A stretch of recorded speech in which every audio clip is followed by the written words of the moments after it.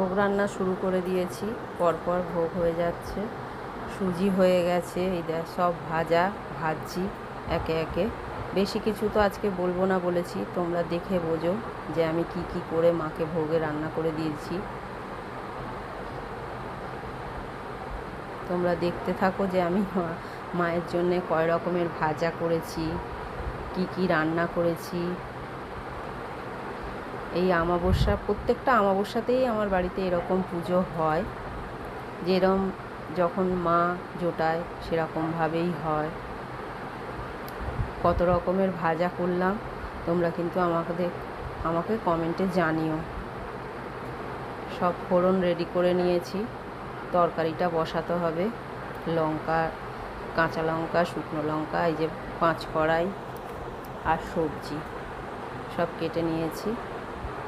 এটা কি ভাজা হচ্ছে বলো তো? তোমরা কেউ দেখে বুঝতে পারছো? কত ফোলা ফোলা হয়েছে দেখো, দারুণ জিনিস এটা। সবজিটা বসিয়ে দিয়েছি। এতে তো বেশি কিছু মশলাপাতি দিই না, ফোড়নটা দিয়েই বসাই। এই যে আমাদের আর একজন অতিথি এসে গেছে, ঘরে বসতে বললাম দরজার গোড়ায় বসে পড়লো। দেখতে পাচ্ছ কি হচ্ছে? এই আর এক দাদা পুজো দিতে আসছে সবাই। এবার একে একে মাসিমা এসে গেল, এই যে ঠাকুরমশাই এসে গেছে। ঠাকুরমশাইকে একটু পঞ্জিকা দেখতে বলেছি, তাই ঠাকুরমশাই পায়ের ওপর পা তুলে বসে আছেন, কর্তামশাইও তাই। সব জোগাড়যান্ত্রিক করে নিয়েছি। অনেকেই পুজো দিয়ে চলে গেছে, ওনারা আবার আসবেন ঘুরে, কিন্তু আপাতত পুজোটা দিয়ে চলে গেছেন। সব গুছিয়ে নিয়েছি। পুষ্পপাত্র আজকে আমাদের পাশের বাড়ির দিদি গুছিয়ে দিয়েছেন। ঝুড়িতে সব ফুল আছে, মাকে সাজানো হবে আজকে। এই যে সব ভোগ যা করেছি সব এখানে সাজিয়ে নিয়েছি।